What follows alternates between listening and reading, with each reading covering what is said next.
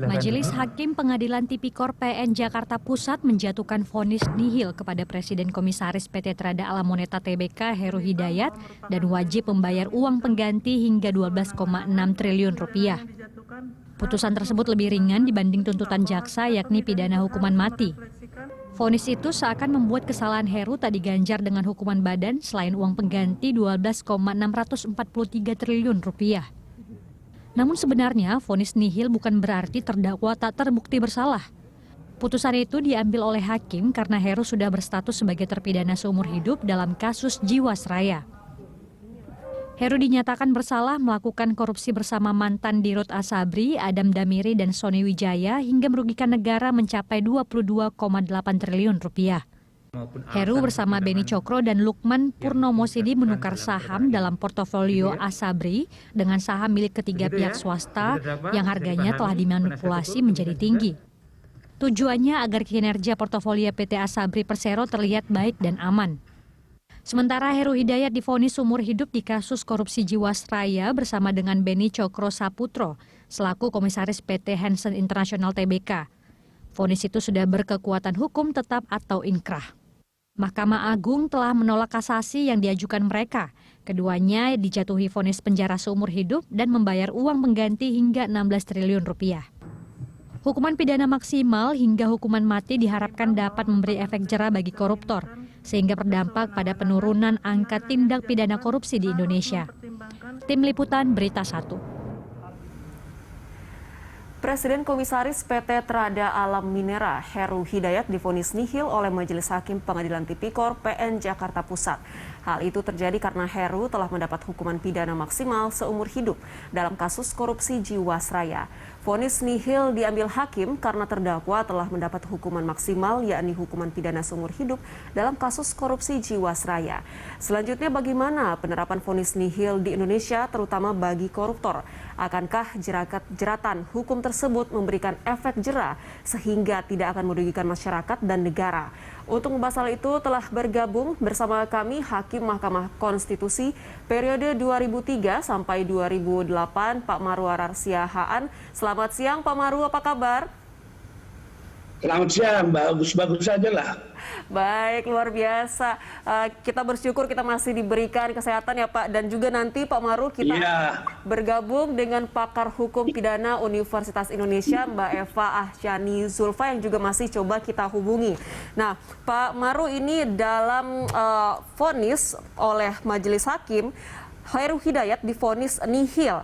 Nah, kalau saya tidak salah Pak, mungkin bisa dikoreksi, dalam KUHP itu disebutkan bahwa suatu putusan harus disertai pemidanaan jika terdakwa dinyatakan bersalah. Nah, sehubungan dengan itu, apakah dasar vonis nihil yang diberikan Majelis Hakim apa sudah tepat? Meskipun pada pasalnya, Heru Hidayat juga telah divonis penjara seumur hidup dalam kasus korupsi Jiwasraya. Ya, kalau saya dari sudut pengalaman, agak aneh juga ada vonis nihil. Barangkali istilah atau terminologi itu yang membuat banyak orang terperangah kan, masa korupsi nihil. Tetapi ini tentu ada background-nya, yaitu di dalam konteks Samenlo, perbarengan beberapa perbuatan itu dilakukan bersama-sama, sehingga barangkali ini nanti bisa dijelaskan Mbak Eva lagi lebih rinci, yaitu satu perbuatan, dua perbuatan atau lebih diadili, tetapi di dalam bab tentang perbarengan di dalam bab hukum pidana 6 itu menjadi sesuatu hal yang bisa menyebabkan bahwa hanya satu yang dijatuhkan pidana, tetapi umumnya dengan rumus yang terberat ditambah sepertiga dari situ. Tetapi kalau sudah hukuman mati atau seumur hidup, ya tidak ada lagi yang lebih berat kan. Tetapi masalahnya bahwa apakah hukuman pidana seumur hidup itu sudah yang terberat, itu menjadi suatu masalah juga. Nanti Bu Eva lah yang jawabkan. Hanya saja kemudian kalau ditambah sepertiga, seperti apa formulanya. Oleh karena itu kalau menurut saya Ya kalau yang tadi seumur hidup, maka sekarang menjadi hukuman mati itu kalau dari sudut doktrin hukum pidana saya kurang tahu itu apa boleh atau tidak. Menurut saya boleh. Hanya menjadi persoalan ketika ada dua tindak pidana yang bersamaan diadili, barangkali ini di dalam hukum pidana kita karena orang selalu menginginkan hukuman mati sebagai satu tanggapan terhadap korupsi, padahal sebenarnya kalau dalam teori atau analisis ekonomi dalam hukum itu sebenarnya tidak ada artinya itu dia mau mati untuk kita. Tetapi yang penting bagaimana hasil kejahatan itu harus kembali dalam seluruh tindakan efektivitas untuk mencegah kejahatan itu dalam analisis ekonomi dalam hukum, bagaimana tidak menguntungkan perbuatan ini. Kalau ini saya kurang tahu sekarang bagaimana pertimbangan hakim, tetapi judul nihil itu saya belum pernah sepanjang sejarah saya menjadi hakim peradilan umum juga tidak pernah kita berpikir apa itu istilah nihil. Saya kurang tahu perbandingannya kalau di negeri Belanda apakah ada istilah itu. Nah, ini menjadi suatu pertanyaan bagi saya, judul atau istilah hukuman nihil barangkali itu yang hakim yang harus bisa menjawab, dan mungkin apakah dapat dilihat di dalam pertimbangannya. Tetapi lebih jauh, apakah Ibu Eva bisa menjawab mungkin dari doktrin-doktrin yang terbaru yang sudah lama saya tinggalkan. Saya kira ini sementara jawaban saya, Mbak Eva. Baik. Saya lanjut tanya ke Mbak Eva kalau begitu ya, Pak. Nah, Mbak Eva, selamat bergabung bersama kami. Ini bagaimana Anda melihat vonis? Ya, selamat siang. Ya, bagaimana Anda melihat vonis nihil yang diberikan majelis hakim, dan bagaimana sebenarnya mekanisme penerapan vonis nihil untuk kasus korupsi dan juga pidana lainnya? Iya, kalau kita merujuk saja kepada ketentuan pasal 67, Mbak, dari KUHP, ya. Ketentuan pasal 67 dari KUHP itu jelas mengatakan bahwa ketika seseorang yang sudah dijatuhi pidana dalam bentuk hukuman mati atau seumur hidup, maka tidak dapat ditambahkan lagi. Karena ini memang seperti yang tadi Pak Marwarar nyatakan, bahwa hukuman mati atau pidana penjara seumur hidup ini sudah yang terberat begitu. Ya, kalau pidana seumur hidup mau ditambahkan apa lagi begitu ya. Jadi kalau secara teoritis kita mengatakan dia sudah diserap, sudah diabsorb gitu ya, sehingga tidak bisa ditambahkan lagi. Berbeda kalau kita bicara pidana penjara sementara waktu. Ya, misalnya kalau orang melakukan pembunuhan, pidananya 15 tahun masih bisa ditambahkan 15 tahun ditambah sepertiga gitu ya, jadi 20 tahun.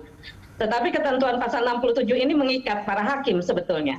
Ketika sudah ada orang yang kemudian dibawa ke pengadilan dan pada tindak pidana sebelumnya sudah dijatuhi pidana seumur hidup, maka tidak bisa ditambahkan lagi. Jadi muncullah istilah yang sekarang jadi fenomenal ya, hukuman nihil begitu. Tapi rujukannya kepada ketentuan ini. Saya kira kalau kita bicara mengenai efek jera, katakanlah pemberatan begitu ya, sesungguhnya penjatuhan hukuman pada pidana pokok ini tidak juga mengurangi kebebasan hakim untuk kemudian menjatuhkan pidana tambahan. Seperti misalnya perampasan barang gitu ya, atau pidana uang pengganti kalau karena ini tipikor. Jadi kalau menurut saya konteks pemberatannya itu ada pada pidana tambahan yang bisa diupayakan hakim untuk pemulihan kerugian negara misalnya. Ya, kita tidak lagi berbicara soal seumur hidup atau hukuman mati begitu. Baik. Itu rasanya yang bisa saya sampaikan sementara ya. Baik, artinya dalam pengertian awamnya pemidanaan yang terbaru saat ini tidak boleh melampaui pemidanaan yang sudah diberikan majelis hakim sebelumnya, yaitu dalam kasus korupsi asuransi Jiwasraya yang sudah menetapkan tersangka ini diberikan hukuman seumur hidup ya, Mbak. Kita akan bahas lebih lanjut. Betul, karena ini adalah lembaga perbarengan ya, atau summon loop yang kita sebut seperti itu, atau konkursus begitu. Baik. Kita akan bahas ini lebih lanjut usai jeda. Pemirsa jangan kemana-mana, Lunch Talk akan segera kembali. Pemirsa, terdakwa kasus korupsi PT Asabri, Heru Hidayat divonis nihil oleh Majelis Hakim Tipikor Jakarta. Vonis nihil artinya tidak ada penambahan hukuman pidana penjara karena akumulasi hukuman yang diterima terdakwa dalam kasus sebelumnya telah mencapai batas maksimal yang diperbolehkan undang-undang.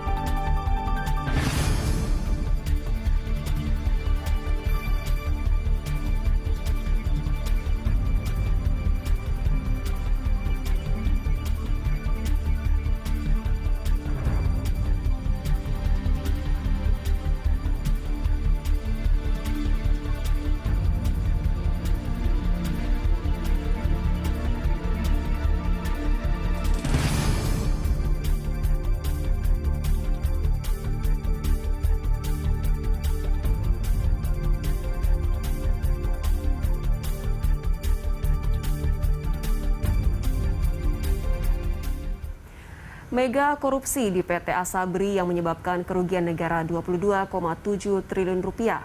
8 orang yang terlibat sebagian besar telah dijatuhi hukuman oleh pengadilan sesuai dengan tingkat pelanggaran yang dilakukan.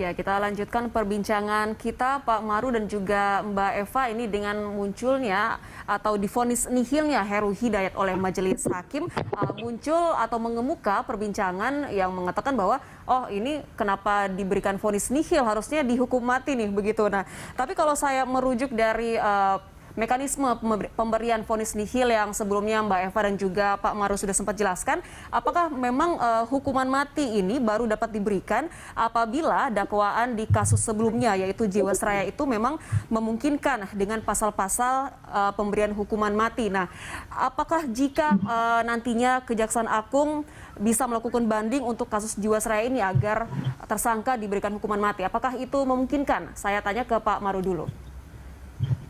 Ya, saya kira tidak lagi itu yang disebutkan Mbak Eva tadi. Perbarengan itu sudah diatur dan ditentukan dalam pasal 67. Kalau sudah maksimum, ada yang menganggap bahwa seumur hidup itu dari sudut timing itu sudah maksimum kan. Pidana mati ya wes dipateni gitu, sudah mati ya sudah maksimum juga. Maka sebenarnya yang terjadi rumusan, ada dua ini, rumusan Majelis Hakim tentang istilah nihil hukuman itu harus diperbaiki karena itu bukanlah sesuatu yang katakanlah sesuatu istilah yang bisa kita temukan dalam hukum pidana. Tentu harus dicari rumusan yang pas itu. Dan yang kedua, saya tadi mengatakan itu hukuman mati itu bagi rakyat sebenarnya tidak penting itu. Yang penting bagaimana aset-aset itu bisa kembali dan itu memerlukan apa yang disebut strategi. Mulai dari penyelidikan bagaimana sebenarnya menyatakan atau meletakkan satu sita terhadap aset-aset yang sudah diambil mereka ini dari segala penjuru yang sudah mungkin didistribusikan.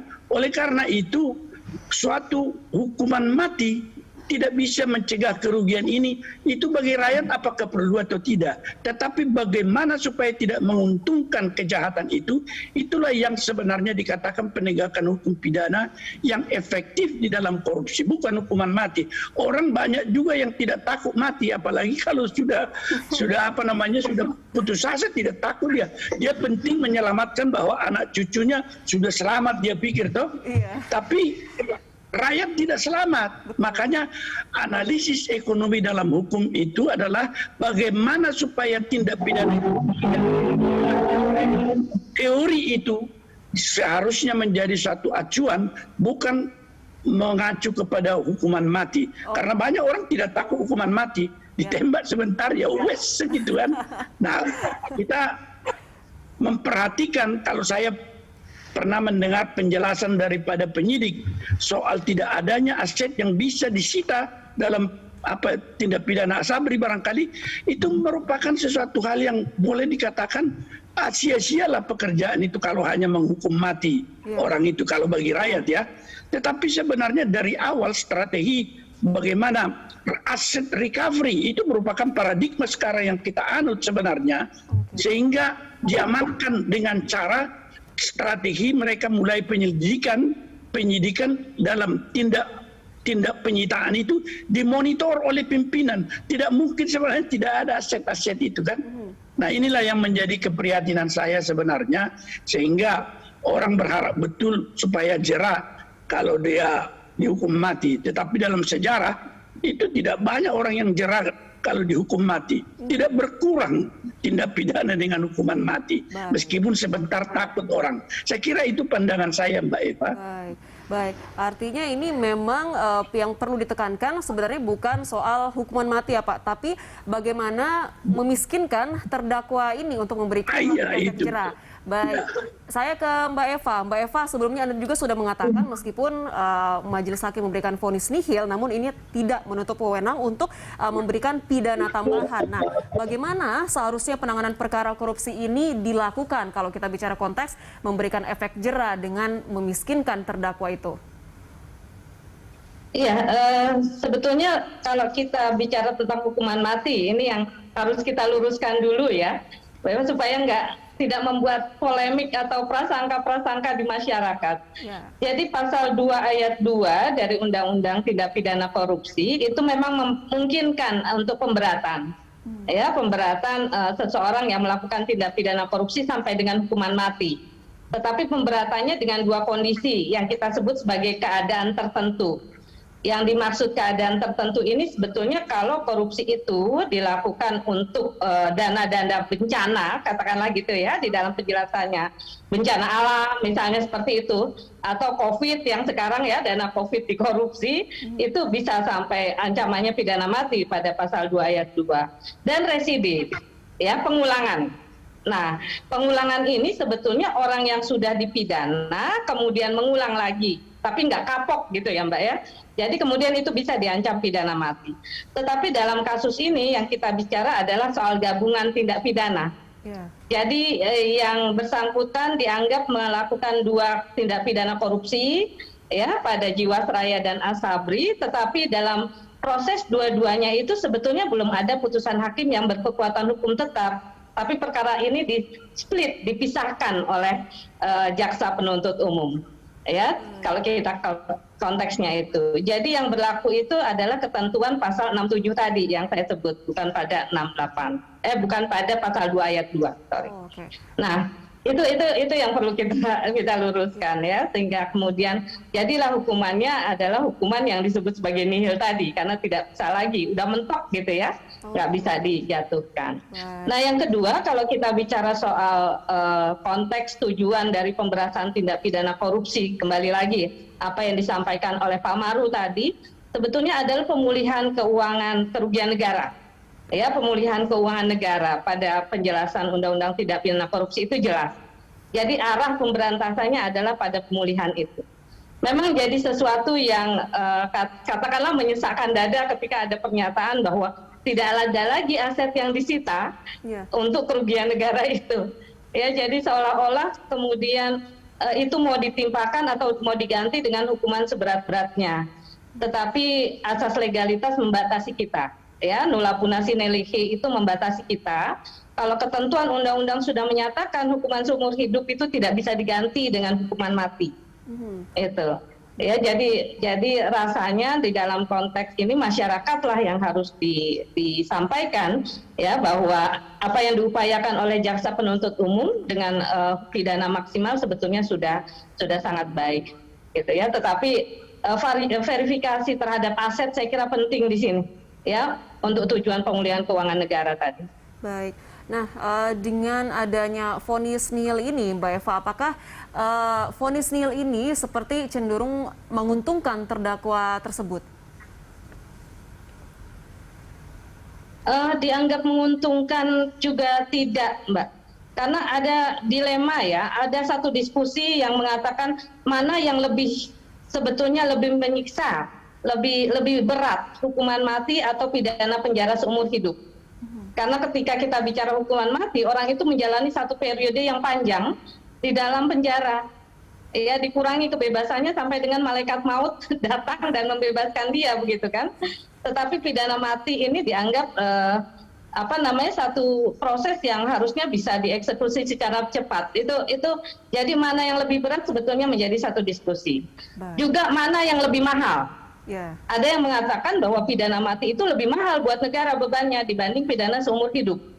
Ya, karena ongkos eksekusi itu tidak murah.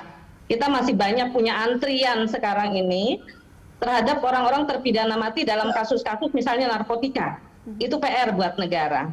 Nah, kalau kemudian pidana yang dijatuhkan tidak bisa dieksekusi dengan cepat, ini sebetulnya ada dampak buruknya, Mbak. Yaitu dampak buruknya ketika negara orang sudah dijatuhi pidana mati tapi tidak dieksekusi.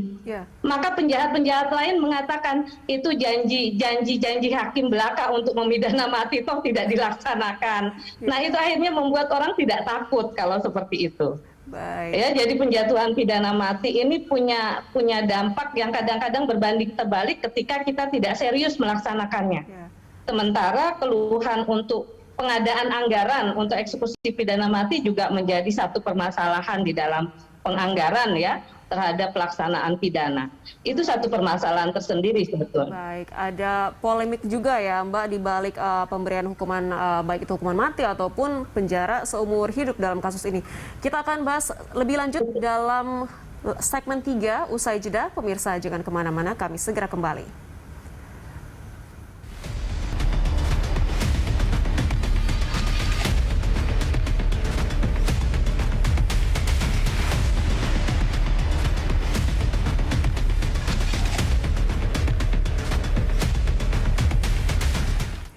Terima kasih Anda masih bersama kami. Kita tiba di penghujung segmen. Mbak Eva dan juga Pak Maru, ini dari JPU mengatakan bahwa putusan majelis hakim dianggap mengingkari rasa keadilan masyarakat. Silakan tanggapan dari masing-masing Pak Maru dan juga Mbak Eva sekaligus menjadi closing statement. Pak Maru terlebih dahulu, silakan. Ya, jadi kalau memang dirasakan tidak adil, tetapi ada yang mengikat tangan hakim, yaitu pasal 67 tadi sudah dijelaskan Mbak Eva.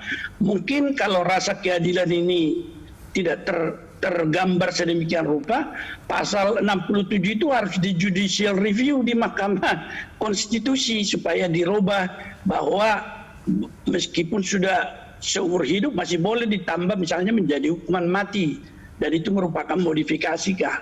Tetapi yang kedua, saya ingin sekali bahwa istilah yang dipakai hukumannya nihil itu diperbaiki. Jadi hakim misalnya bisa menyatakan supaya ada suatu eksplanasi terhadap masyarakat bahwa dakwaan jaksa terbukti secara sah dan meyakinkan, dan kemudian hakim menyatakan tidak dapat lagi menjatuhkan pidana karena pasal 67 KUHP tersebut.